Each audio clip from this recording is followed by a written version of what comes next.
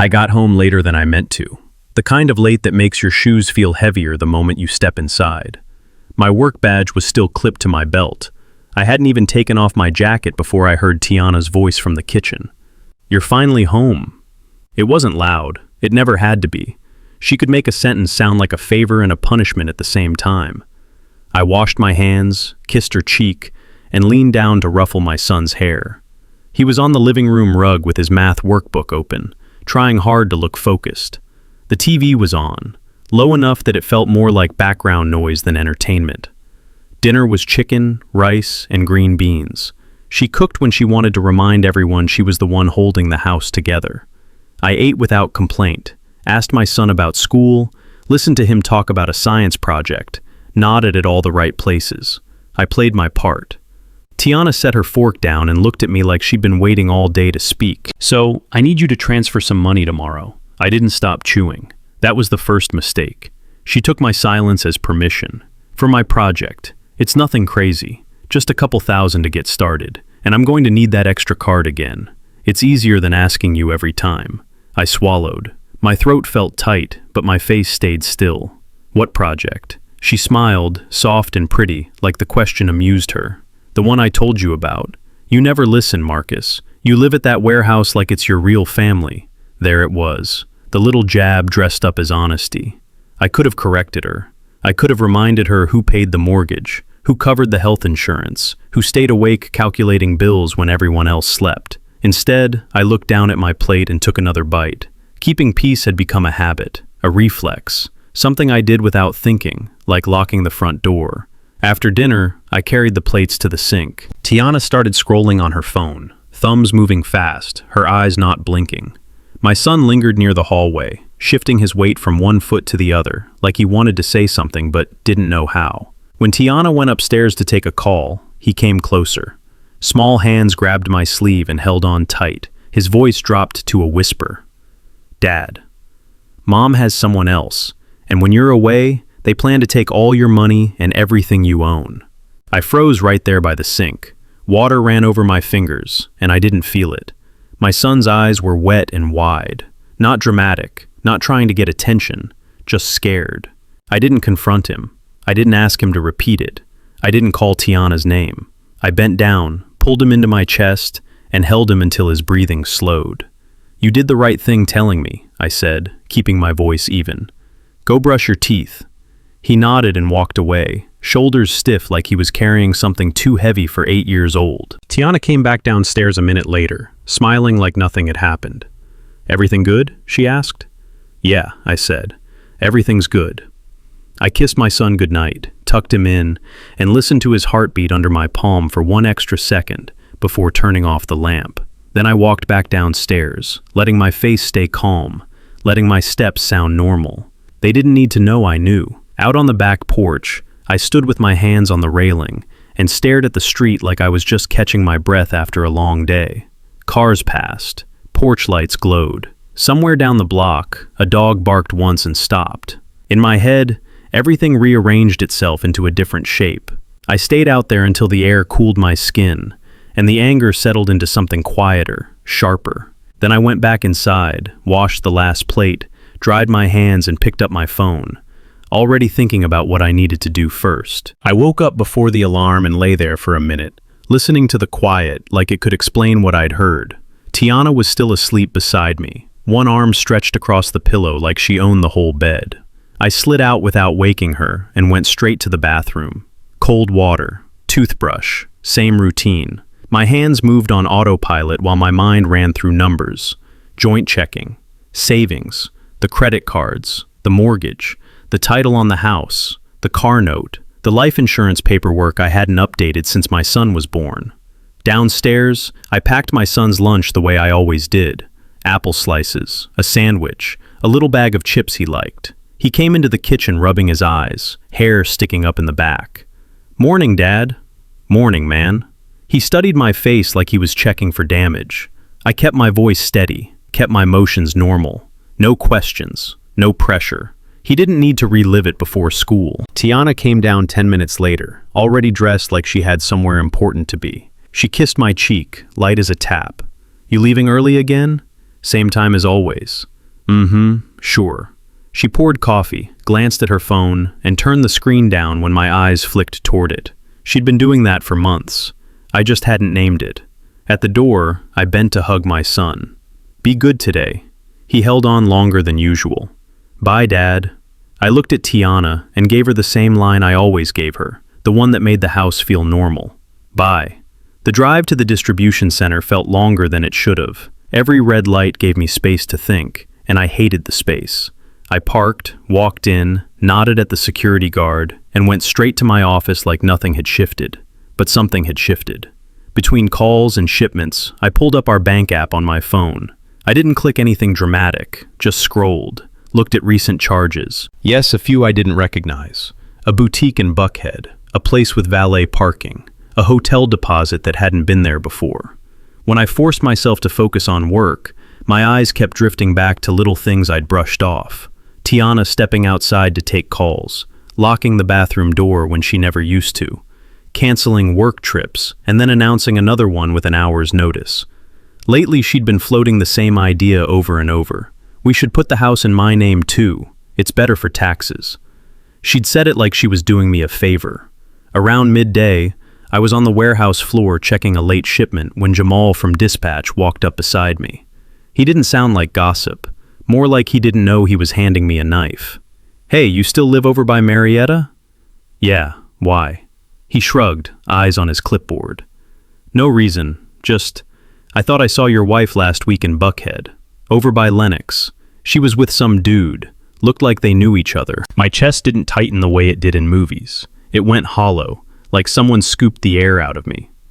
Noise kept going around us, forklifts, radios, men calling out pallet counts, but it all sounded far away.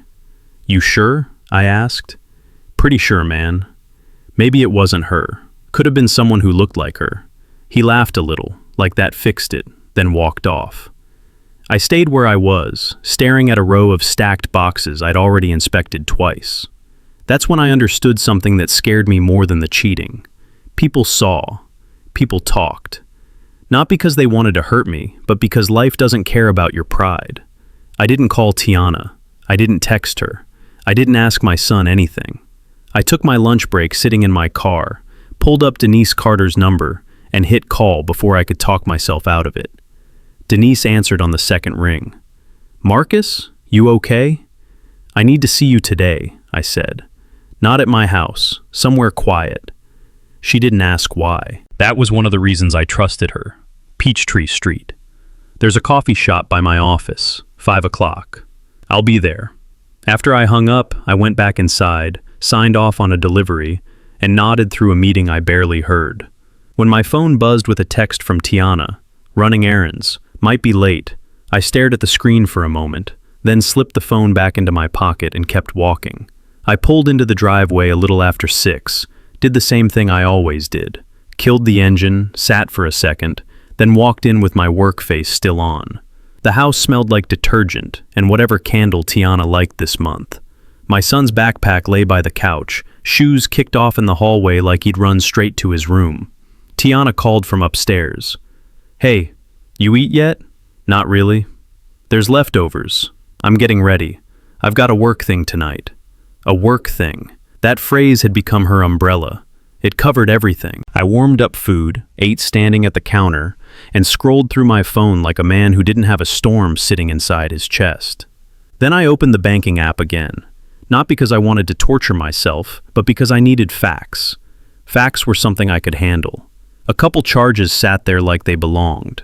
Groceries, gas, a kid's haircut. Then the ones that didn't belong stared back at me. A hotel downtown, same name, same amount, same 2-night deposit. It showed up more than once, always on the same weeks she claimed she was out of town. Midtown restaurant charges too, expensive places where you don't just grab dinner by accident. I went into the drawer where we kept receipts and warranties, the junk drawer that always held more secrets than it should. Between the coupons and takeout menus, I found a folded slip of paper, a valet ticket. Date matched one of those charges. I unfolded it carefully, then put it back like I'd never touched it. Upstairs, Tiana moved around fast, humming a little, talking on the phone in that sweet tone she saved for people who weren't me. I forced myself not to go up there, not yet. Instead, I walked into the living room and started picking up, just to look busy.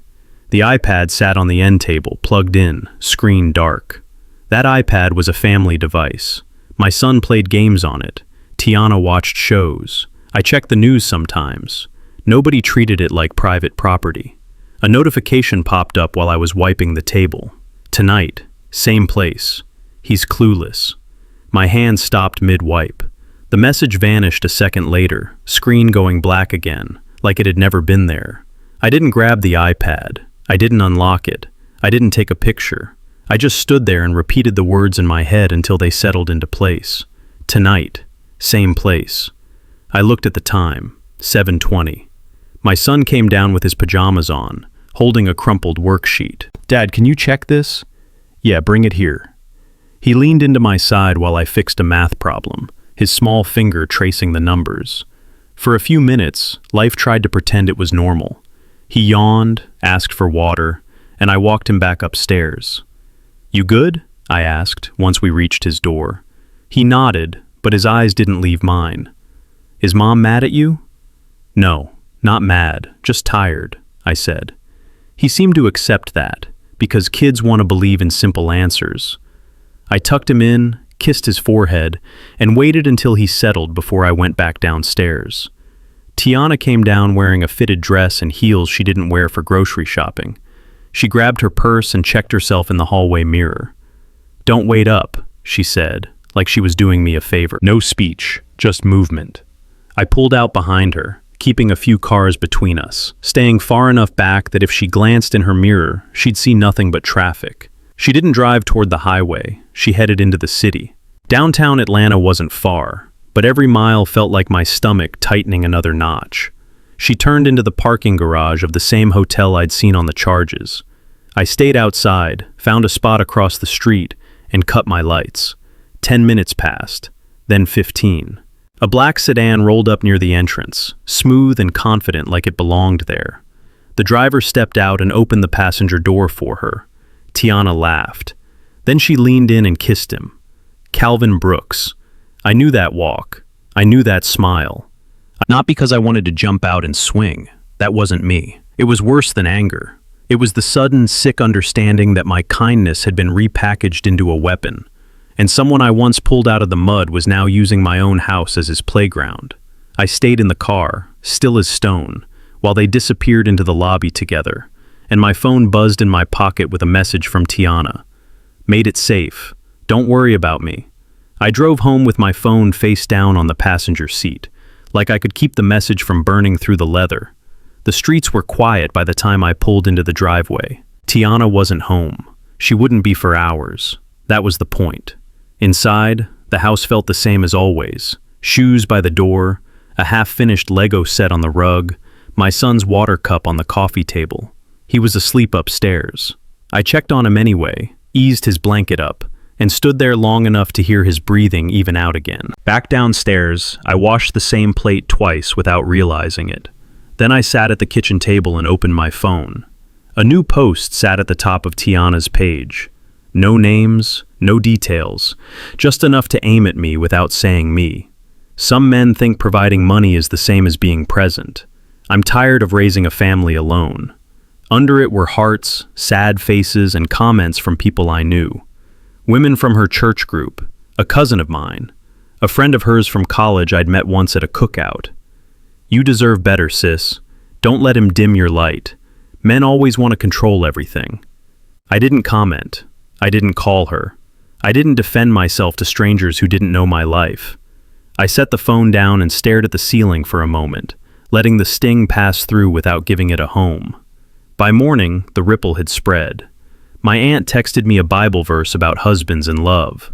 My brother asked if everything was okay. A coworker I barely spoke to clapped me on the shoulder and said, "Women, man," like that was wisdom. I kept my answers short. "We're fine. Just busy. Don't worry about it." At 10, I took time off work for my son's parent meeting in Decatur. He'd been struggling with reading this semester, and I promised I'd show up. He wore his clean polo and held my hand in the parking lot like he was younger than 8. Tiana arrived 5 minutes late, sunglasses on, smile ready. She hugged our son too tight, then turned to the teacher with that warm, polished voice. "Thank you for meeting with us. I'm so sorry it's usually just me. His dad works a lot." The teacher glanced at me, polite but curious. I nodded. "My schedule's heavy, but I'm here," I said. Tiana didn't miss a beat. "He tries. It's just, he doesn't really understand what our son needs. He thinks if the bills are paid, everything's handled." My son looked down at his shoes. His cheeks turned red like he'd done something wrong. The teacher cleared her throat and opened a folder. "Well, we're glad you both could come. For the next 20 minutes, I asked questions. Real ones. I took notes. I listened. Tiana kept slipping in little comments, each one soft enough to sound like concern. He gets frustrated quickly. He doesn't read with him at night. He's not very patient. I didn't argue. Not there. Not in front of my son. When the meeting ended, I thanked the teacher and stepped outside. My son followed with his backpack bouncing against his shoulders. In the car, he didn't speak at first. His hands stayed folded in his lap. "You okay?" I asked. He nodded, but his chin trembled. "Mom says you don't care." I kept my eyes on the road and eased out of the parking lot. "Your mom says a lot of things when she's upset," I replied. "I care. You know I do." He didn't answer, but he leaned his head against the seat and stared out the window. Back home, he went straight to the living room and started building his Lego set, like he was trying to glue his world back together, piece by piece. I stood by the kitchen counter and opened the bank app again, mostly out of habit now. The balance was lower. Not a little lower, thousands lower. I clicked the transaction and saw the transfer. It went to an account I didn't recognize. The timestamp was last night, right around the time she'd texted me that she'd made it safe. My mouth went dry. I checked again, thinking I'd misread it. Same number, same withdrawal. Tiana walked in an hour later, keys jangling, humming to herself. She set her purse down, kicked off her heels, and glanced at me like I was just furniture. "We need to talk," I said. She looked at the phone in my hand, then shrugged. "About what?" I held up the screen. "You moved money." She didn't blink.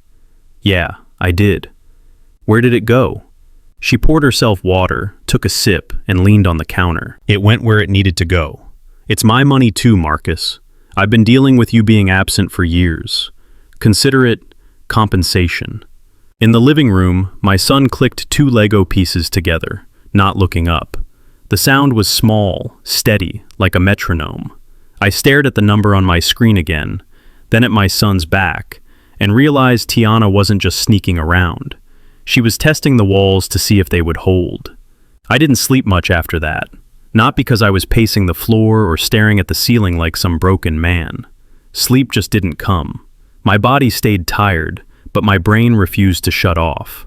Tiana moved around the next morning like she hadn't stolen anything. She made oatmeal for our son, kissed him on the top of his head, then asked if I could pick him up after school because she had meetings. Her voice stayed smooth the whole time, like she was reading from a script she trusted.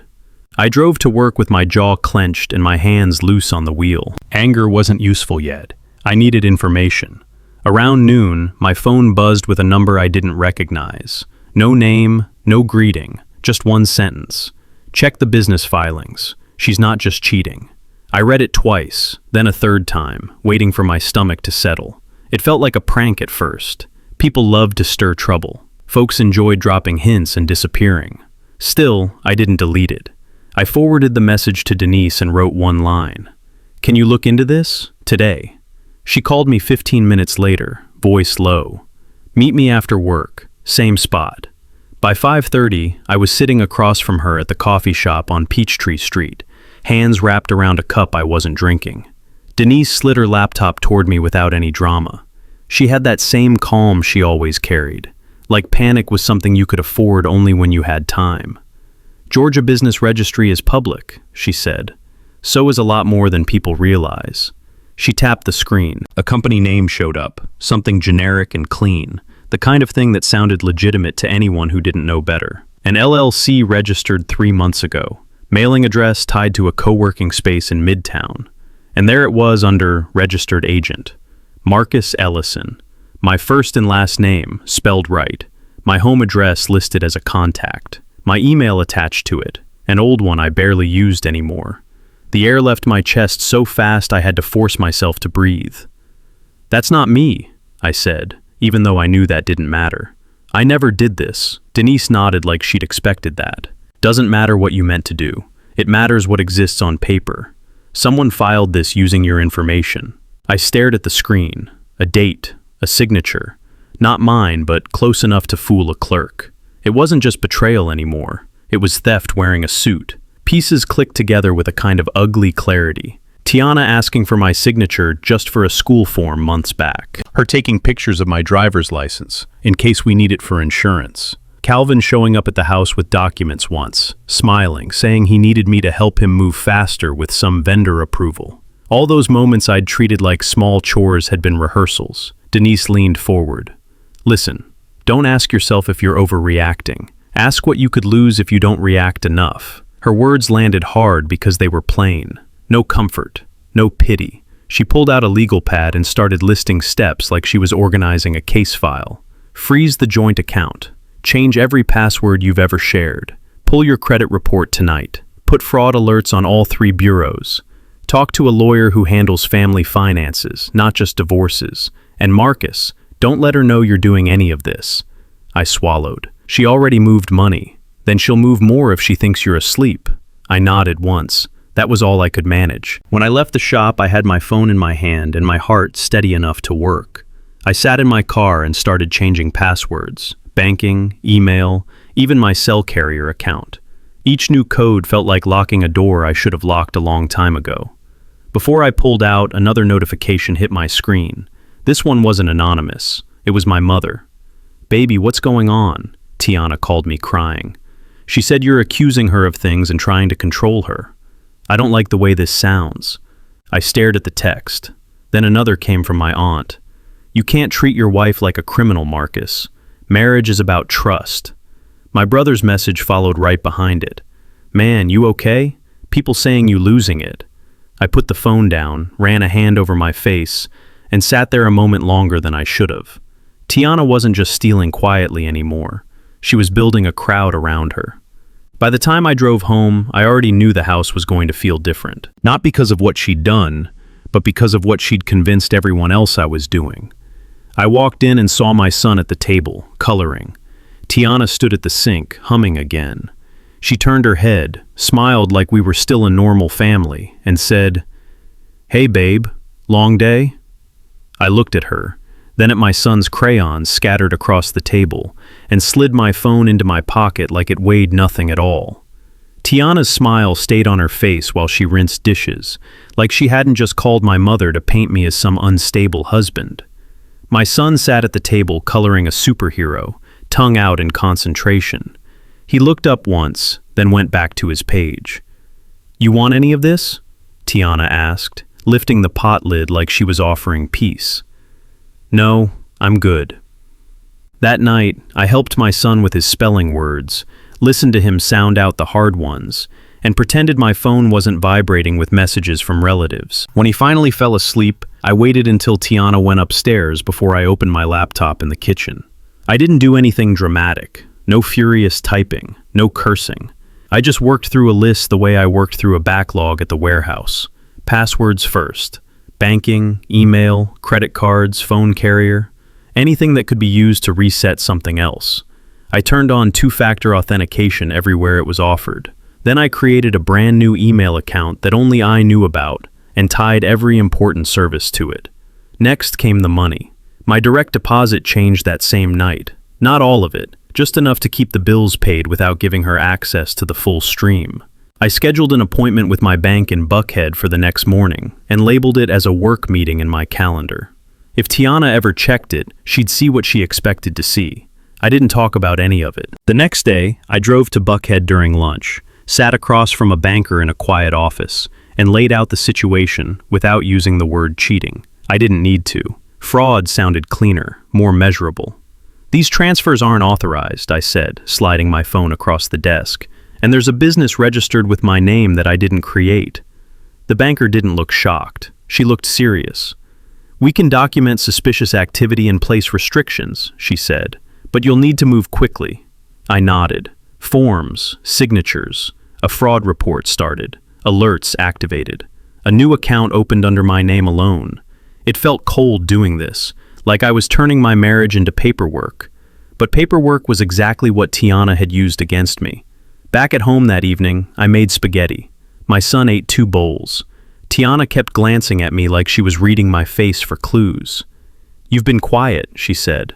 "Just tired." She walked behind me, rested her hands on my shoulders, and kissed my neck. She hadn't done that in weeks. "We should plan a weekend getaway soon," she murmured. "Just us." I kept stirring the sauce. Maybe. The affection wasn't love. It was a scan. She wanted to know if I was still asleep. Later, Calvin called. I watched his name light up my screen and let it ring twice before I picked up. "Marcus, my guy," he said, like we were still on the same side. "Been meaning to check on you. You good?" "Yeah, busy." Same. "Listen, I might need you to sign something real quick, just to speed up a vendor approval. You know how slow they move." I could hear traffic behind him, or maybe a lobby. Hard to tell. "Send it over," I said. "That's what I'm talking about. Appreciate you, man." I ended the call and set the phone down gently, like it wasn't loaded. That night, I stopped at a small electronics store on my way home and bought a tiny voice recorder. Nothing fancy, something you could hide in the center console of a car without anyone noticing. I paid cash. When I got home, Tiana was looking for her keys. "Babe, can I take your car tomorrow?" she asked. "Mine needs gas and I'm running behind." "Sure." I walked out with her, opened the driver's door, and slid the recorder into the compartment under the armrest while she was busy buckling our son into the back seat for school the next morning. It took 2 seconds. 3 days. That's what I gave myself. 3 days to collect what I needed without raising alarms. On the second day, Denise met me outside a law office on Peachtree Street. The attorney was an older white man with tired eyes and a firm handshake. He didn't ask how I was holding up. He asked what mattered. Who filed the LLC? Who benefits from it? Who moved the money? Do you have anything in writing?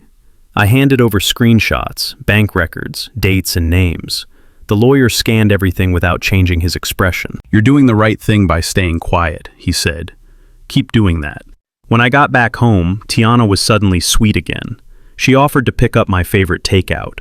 She laughed at my jokes. She even asked if I wanted her to iron my work shirts. Calvin called twice that night and once the next morning. Tiana started carrying her phone into the bathroom. I didn't react. I didn't ask questions. I sat with my son at the table, went over his homework, and answered Tiana's small talk like a man whose biggest problem was traffic. When she reached across the couch and laced her fingers through mine, I let her. And while she squeezed my hand like she owned it, my other hand stayed in my pocket. My phone rang while I was walking the floor at work. Unknown number. I almost ignored it, but something told me not to. "Mr. Ellison? This is North Star Credit Union. We need to speak with you about a personal loan." I stopped between 2 stacked pallets, the clipboard slipping in my hand. "What loan?" The woman's voice stayed polite, rehearsed. "A loan for $32,000, opened last month. We have a missed payment, and we're required to contact you." For a second, I couldn't hear anything else. My mouth went dry. 32,000 wasn't just a number. It was a threat. It was a dent in my credit big enough to make me unemployable in the wrong place. Big enough to ruin the mortgage. Big enough to make me look reckless. "I didn't open any loan," I said. "The application has your social and your signature on file," she replied. "If you believe this is fraud, you need to file a report immediately." I wrote down the account number with a hand that didn't feel like mine, and ended the call without saying goodbye. On the drive home, I kept my face calm in case anyone watched me in traffic. My throat still burned. I walked into the house like I was coming back from a normal day. Tiana was at the kitchen table with papers spread out in neat stacks. A pen lay on top like she'd set a stage. "Perfect timing," she said. "Sign these, just formalities. I'm handling our future." My son sat on the floor nearby, building something out of blocks. He glanced up, then went back to his hands. I picked up the first page. It looked like a loan document. Another one looked like a business agreement. My name printed clean at the bottom, a line waiting for ink. "I'm not signing anything," I said. Tiana's smile faltered, then snapped right back into place. Why not? Because I don't know what it is. She leaned forward, voice sharpening. You don't trust me? I set the paper down. No, not like this. Her eyes narrowed. So you're accusing me, after everything I've done for this family? I didn't answer. That silence made her stand up fast enough to knock a chair backward. Fine. If you don't trust me, we should get a divorce. Then she turned and grabbed our son, pulled him into her arms like a shield. Your father thinks I'm the bad guy, baby, she said, loud enough for me to hear. He thinks I'm trying to hurt him. My son's face crumpled. He looked at me like I'd pushed her. I swallowed hard and stepped away from the table. Put your shoes on, I told him gently. We're going for a ride. Tiana kept holding him, stroking his hair, eyes locked on mine as if she'd won something. He slid out of her arms and followed me to the door. In the car, he stayed quiet, fingers picking at the edge of his seatbelt. At Piedmont Park, I bought him a vanilla cone from a small stand and sat on a bench while he ate. Ice cream dripped down his hand. He licked it fast, trying not to waste any. Dad, am I in trouble? He asked. No, I said. You're not. My hands wouldn't stop trembling, so I folded them together and rested them between my knees. Did I do something wrong telling you? He whispered. I turned toward him and kept my voice steady. You did the bravest thing you could have done. He nodded, eyes wet again, and went back to his ice cream. I stayed beside him, watching his shoulders relax a little, and the truth landed in my chest with more weight than the loan ever could. If I kept playing peacekeeper, they weren't just going to take money. They were going to shape my son's childhood into something he'd spend years trying to unlearn. When we got back home, Calvin Brooks was standing on my porch like he belonged there. He held his hands out in a friendly gesture, wearing that same confident grin. Marcus, my man, he called. We need to talk. Just us. Man to man. I opened the front door and stepped aside without a word, letting him walk in first. Calvin walked into my living room like he was stopping by for a drink after church. He didn't glance at the family photos on the wall. He didn't look at my son's toys near the couch. He moved straight to the armchair and sat down, legs crossed, confidence filling the space before he even spoke. Tiana hovered in the kitchen doorway, pretending to wipe a counter that didn't need wiping. My son stayed upstairs. I'd told him to put on a movie in his room and turn the volume up. He didn't ask questions. He just did it. I sat on the couch, phone in my pocket, thumb already resting on the recording app. So what's this about? I asked. Calvin chuckled like I was being dramatic. Man, relax. This is about opportunity, about building something bigger than that job you keep killing yourself for. You mean the job that pays my mortgage?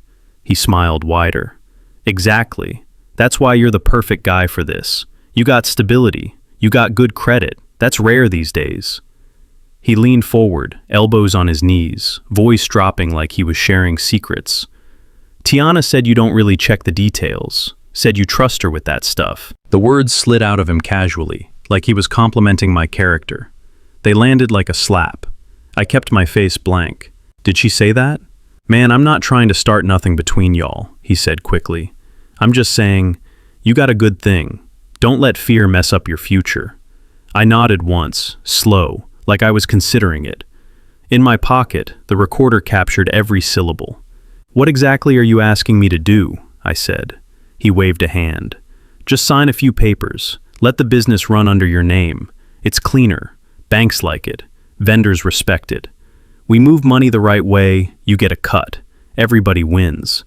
And what happens if something goes wrong? Calvin laughed. Nothing's gonna go wrong. You think I'd put you in a bad spot? I looked at him and thought about how he'd already done it. Tiana stepped closer, her tone sweet again. Marcus, we're trying to help you. You always act like everyone's out to get you. I turned my head slightly toward her. If it's so harmless, why didn't you tell me about the LLC? She froze for half a second. Calvin jumped in before she could answer. It's not a big deal. It's paperwork. People do it all the time. People also go to jail for it, I said. Calvin's smile tightened, but he didn't stand up. He was still trying to gauge whether I was bluffing. You always been a serious dude, he said. That's why folks respect you. But sometimes you gotta loosen up. I let him talk. I asked a couple questions. Not because I needed answers, but because I wanted him comfortable. A confident man tells the truth by accident. After 15 minutes, he stood and clapped his hands together. All right, think about it. We can meet tomorrow and handle the rest. He walked out, still smiling. Tiana followed him to the door, then came back inside and watched me like I was a puzzle she couldn't solve. You embarrassed me, she said under her breath. Go upstairs, I said. Check on our son. She hesitated, then turned away. When the house finally went quiet, my phone buzzed with a message from Denise. Got something. Call me. I stepped out to the garage and dialed her. Tell me. Hotel security footage, Denise said. My friend pulled it for me. You were right. They went up together. Same timestamp as that big transfer. My stomach didn't flip this time. It's settled. Send it. Already did. And Marcus, it's clean. Clear faces. Clear dates. I ended the call and sat in the driver's seat of my car, staring at the file as it downloaded. When it opened, there they were, walking through the lobby like they weren't doing anything wrong. Tiana's hand brushed Calvin's arm. He leaned close to her ear. They disappeared toward the elevators. I didn't watch it twice. Once was enough. What I still needed was the spine of the scheme. Who signed what? Who submitted what? Who used my name to open debt? An hour later, another call came in. Different number. I almost ignored it, then answered. Mr. Ellison, this is Ray. You don't know me. I used to work for Calvin. His voice sounded nervous, like he kept looking over his shoulder. What do you want? I asked. To get away from him, honestly. I heard what's happening through somebody. I'm telling you, Calvin's done this before. I stayed quiet. Ray cleared his throat. He used to joke about it, said he had a way to take assets from good men, his words. Good men who are too soft. He'd say all you need is access to their paperwork and a woman willing to cry on cue. My grip tightened around the phone. Why tell me this now? Because I got a sister, and I don't like what he does to families, Ray said. And because he burned me too. I can send you something if you tell me where. Text it to this number, I said, giving him my new email after. And don't use your name. Already ahead of you. The call ended. I sat there in the car with the garage door half open, the night air moving in and out, phone glowing in my hand.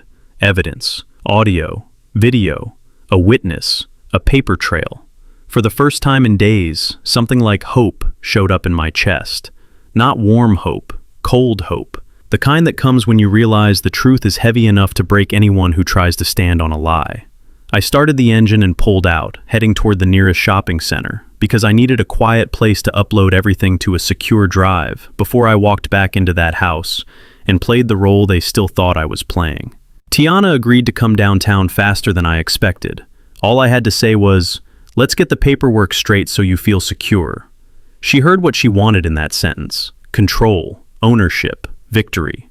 She dressed like she was going to brunch, not a lawyer's office. Hair laid, perfume strong, nails fresh. In the car, she scrolled through her phone and smiled at whatever someone was feeding her. I'm glad you finally decided to act like a husband, she said. I kept my eyes on traffic, just trying to handle things the right way. The law office sat in a building with a lobby that always smelled like cleaning products and old money. We checked in at the front desk, then followed a receptionist down a hallway to a conference room. Calvin was there. Not inside the room, but leaning against the wall outside like he was security. His arms were folded, his smile ready. He nodded at me like we were still boys. Marcus, he said, good to see you. Tiana didn't act surprised. She acted pleased. He's here to support me, she said, like it was normal. I stepped into the conference room without answering. The attorney stood when we walked in. He didn't waste time on pleasantries. Ms. Ellison, Mr. Ellison, have a seat. Tiana sat down and crossed her legs. Calvin stayed in the doorway until the attorney looked at him. This is a private meeting. He can wait outside. Calvin opened his mouth, then shut it when he saw the attorney's expression. He backed away, but he didn't leave. He stayed close enough to hear through the door if voices rose. Tiana placed her purse on the table and slid a folder toward me. These are the forms I told you about. If you sign them, we can stop this tension. I didn't touch the folder. The attorney sat down and opened a different folder. Thick, organized, my work in a manila spine. Before we discuss any signatures, we need to clarify a few facts, he said. Tiana's smile thinned. Facts? He pulled out bank statements first and laid them on the table. These transfers came from your joint account. Tiana shrugged. So? Next came the business filings, the LLC registration, my name, my address, my information. This entity was filed under Mr. Ellison's identity, the attorney said. Mr. Ellison did not authorize it. Tiana leaned back like she was bored. He's being paranoid. The attorney didn't react. He slid a credit report across the table. A personal loan was opened using his social security number. Here's the inquiry. Here's the account. Here's the payment history. Her eyes flicked over it. For the first time, she hesitated. That's not what this is, she said. Calvin handles business. I don't know any of that. The attorney looked up. Then why did the funds land in an account connected to this LLC? Tiana's mouth opened, but nothing came out. He placed the hotel security stills on the table next. Not dramatic, just clear, time-stamped. She stared at the images and went quiet. Calvin pushed the door open an inch. Everything all right? The attorney didn't even turn his head. Close the door. Calvin shut it again. I watched Tiana's face shift through options. Deny, cry, attack. She chose tears. Marcus, she said, voice wobbling, you're doing this to hurt me. You're trying to make me look like a monster. I kept my hands folded in front of me. Just answer the questions, I said. She wiped at her cheeks like the wetness proved innocence. I was lonely. You were never home. You made me feel invisible. Calvin just listened. The attorney slid one more item forward, a transcript summary of the recorded conversation. And this is Calvin stating you told him Mr. Ellison doesn't check details. It aligns with the filing timeline. Tiana stared at the paper like it was written in a language she couldn't speak. The attorney's voice stayed level. So I'll ask again, why is the signature on these documents not Mr. Ellison's? And why did the loan proceeds flow into an account connected to your activities? Silence filled the room, not the kind that begged for comfort, the kind that demanded truth. That's when I stood up. Bring him in, I told the attorney. And bring my son. Tiana snapped her head up. What? 15 minutes later, Denise walked in with my son. He wore his school hoodie and held a small toy car in his hand, knuckles white around it. Denise sat him beside me, kept a calm hand on his shoulder. Tiana's face changed the moment she saw him. Why is he here? She hissed. I didn't answer. The attorney leaned forward. We will keep this appropriate. This child is not being questioned. He is being protected. Tiana stood up so fast her chair scraped. You told him, didn't you? She shouted at our son. You told your father? You betrayed your own mother?